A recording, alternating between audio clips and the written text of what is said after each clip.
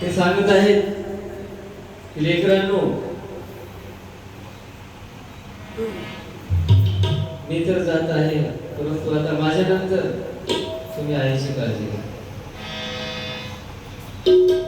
एक महत्वाची जबाबदारी लेकरांवर त्यांनी टाकलेली आहे आणि ती लेकरांना पार पाडायची.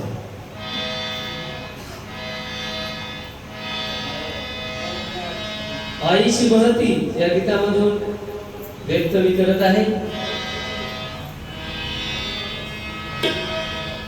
बायबल सांगत आहे की आई हे देवाचं दुसरं रूप आहे.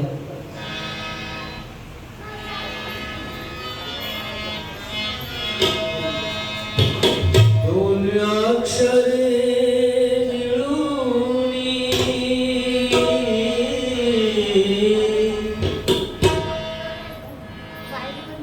दोन अक्षरे मिळून झाला एक शब्द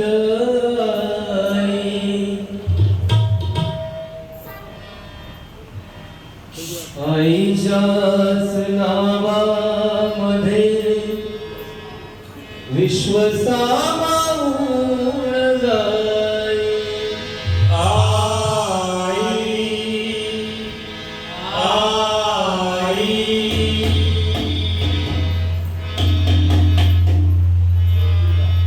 नवदिन ते नवमास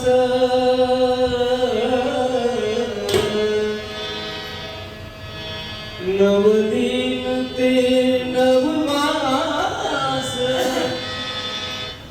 वागवणी गर्धी खास. वाबवा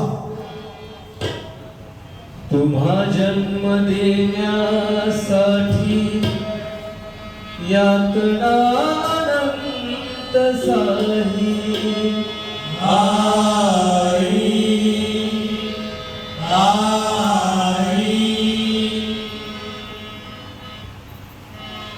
आंबट आणि तिखट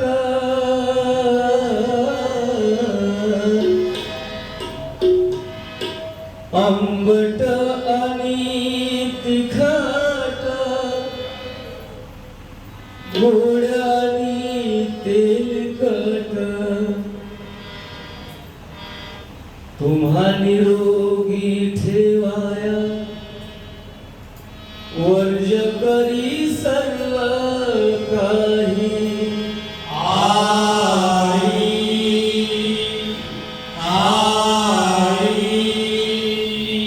आणि म्हणून प्रत्येक लेकराची जबाबदारी आहे की ते आईला सांभाळावं, आईची काळजी.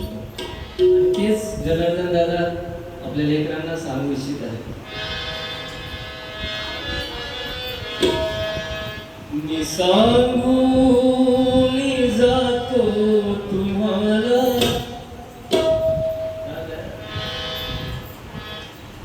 मी सांगून जातो तुम्हाला, आता सांभाळा रे आईला. सांगून जातो तुम्हाला, आता सांभाळा रे आईला. सांगून जातो तुम्हाला, आता सांभाळा रे आईला. सांगून जातो तुम्हाला, आता सांभाळा रे आईला. सांगून जातो तुम्हाला, आता सांभाळा रे आईला. वियोगाने वियोगाने विभक्त केले, वियोगाने विभक्त केले, जरी या प्रसंगी आम्हाला. मी सांगून जातो आता सांभाळा रे आईला.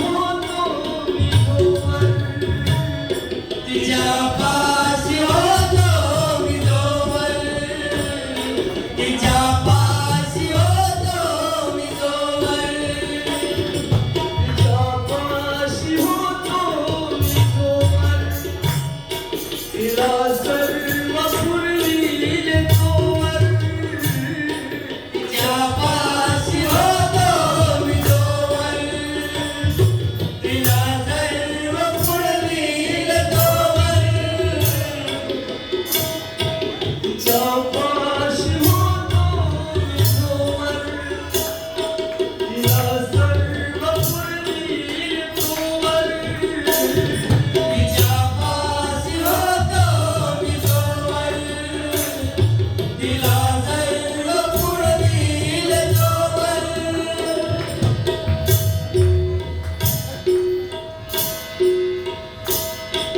तिच्या पाशी होतो मी जोवर तिला सर्व पुरविले तोवर कधी वेगळा झालो नाही कधी वेगळा झालो नाही सुखाच्या दुःखाच्या घडीला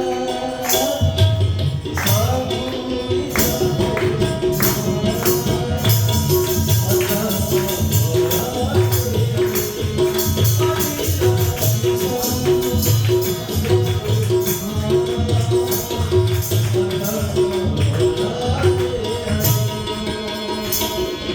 सांगून जातो तुम्हाला आता सांभाळाले आईला मी सांगून जातो तुम्हाला आता सांभाळाले आईला कधी वेगळा झालो नाही सुखाच्या दुःखाच्या घडीला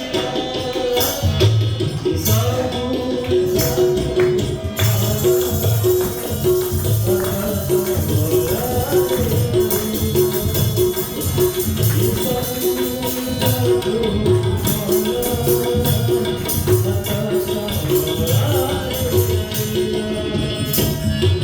सांगून जातो तुम्हाला आता सांभाळाले आईला मी सांगून जातो तुम्हाला आता सांभाळाले आईला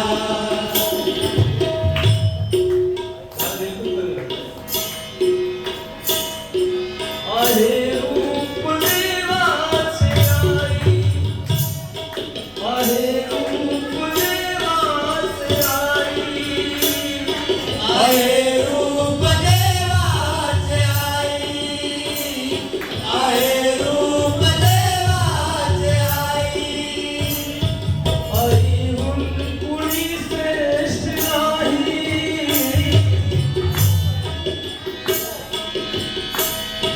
आहे रूप देवाचे आई आईहून कोणी श्रेष्ठ नाही आहे रूप देवाचे आई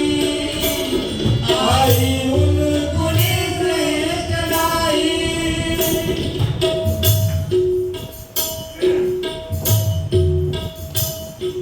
आहे रूप देवाचे आई आईहून कुणी श्रेष्ठ नाही आहे रूप देवाचे आई आईहून कोणी श्रेष्ठ नाही आहे रूप देवाचे आई आईहून कोणी श्रेष्ठ नाही सदैव स्मराले प्राणो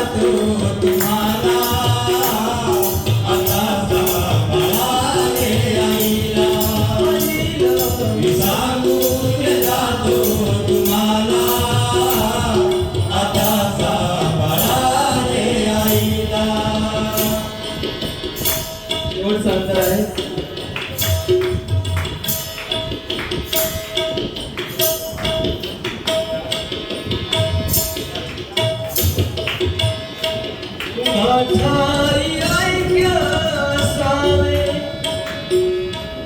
लेकरांना सांगत आहेत शेवटचा सल्ला.